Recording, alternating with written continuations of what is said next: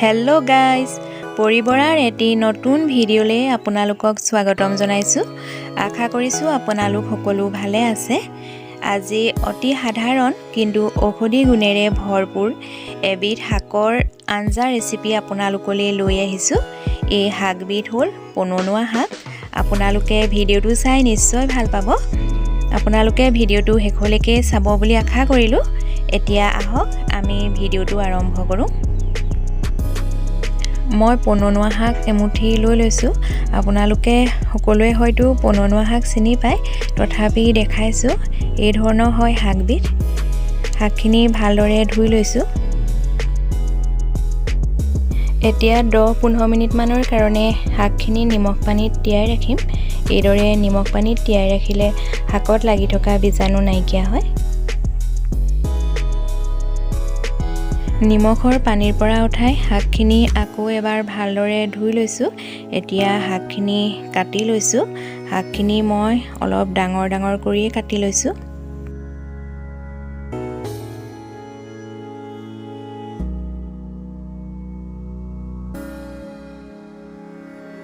এতিয়া বনাবৰ কাৰণে এটা পিয়াজ কাটি লৈছো। এফালে পাঁচফোৰণ আধা চামুচ লৈছো আৰু নহৰু কেইফুটামান থেতালি লৈছো। আৰু বেলেগ মছলা ব্যৱহাৰ নকৰো। এদৰে বন শাকবোৰত বেছি মছলা দিলে খাইও ভাল নালাগে। মাছ 6 পিচ লৈ লৈছো। মাছ কেইটুকুৰা ভালদৰে ধুই নিমখ আৰু হালধি সানি লৈছো। এতিয়া ফ্ৰাই কৰি লম। কেৰাহীত তেল দি লৈছো। তেল গৰম হ'ল। তেলতে মাছ কেইটুকুৰা দি লৈছো। এতিয়া মাছ কেইটুকুৰা অলপ ৰঙচুৱা কৰি ফ্ৰাই কৰি লম।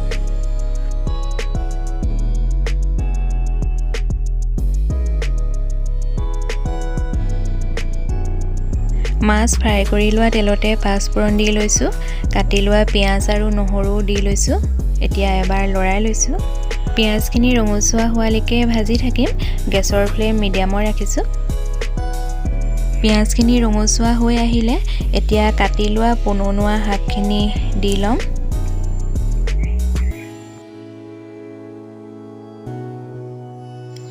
দুটা আলু বইল কৰি এইদৰে কাটি লৈছো। আলু দি লৈছো।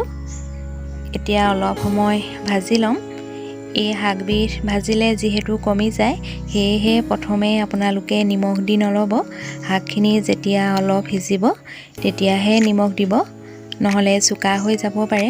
অলপ সময় ভাজি লোৱাৰ পাছত এয়া শাকখিনি কমি আহিলে এতিয়া নিমখ আৰু হালধি দি লৈছো।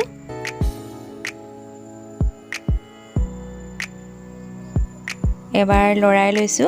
এইদৰে 5 মিনিট মান সিজিবলৈ ঢাকনিখন মাৰি দিম। গেছৰ ফ্লেম মিডিয়ামত ৰাখিছো। 5 মিনিট মান ভাজি লোৱাৰ পাছত এয়া চাও পানী দিব পৰা হৈ গৈছে। এতিয়া পানী দি লৈছো। পানী মই গৰম পানী দিছো। এইদৰে অলপ সময় উতলিবলৈ আকৌ ঢাকনিখন মাৰি দিম। এতিয়া গেছৰ ফ্লেম হাই কৰি লৈছো।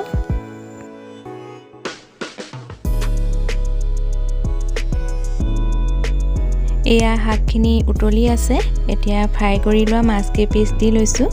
এইদৰে আৰু 3 মিনিট মান সিজাই লম।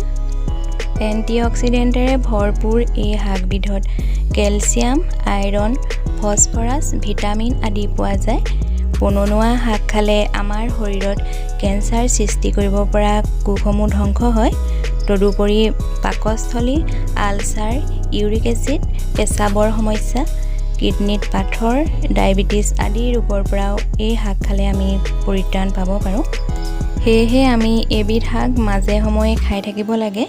এয়া পননুৱা শাকৰ আঞ্জাখন হৈ গৈছে। এতিয়া গেছটো অফ কৰি দিছোঁ। আপোনালোকে যদি এইদৰে বনাই খোৱা নাই, এবাৰ নিশ্চয় বনাই খাব। এয়া ৰেডি হৈ গ'ল পননুৱা শাকেৰে বনোৱা মাছৰ আঞ্জা। আপোনালোকেও এবাৰ এইদৰে ট্ৰাই কৰি চাব। মোৰ ভিডিওটো চাই কেনেকুৱা পালে আপোনালোকে কমেণ্ট কৰি জনাব। লগতে লাইক আৰু শ্বেয়াৰ কৰি দিব। আপোনালোকে যদি আজি প্ৰথমবাৰৰ বাবে মোৰ ভিডিও চাইছে তেতিয়াহ'লে প্লিজ চেনেলটো ছাবস্ক্ৰাইব কৰি দিব আৰু কাষতে থকা বেল আইকনটো প্ৰেছ কৰি অল কৰি দিব।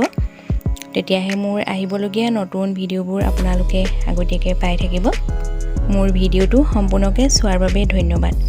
আকৌ নতুন এটা ভিডিও লৈ আপোনালোকৰ মাজলৈ আহিম। আজিলৈ বাই বাই।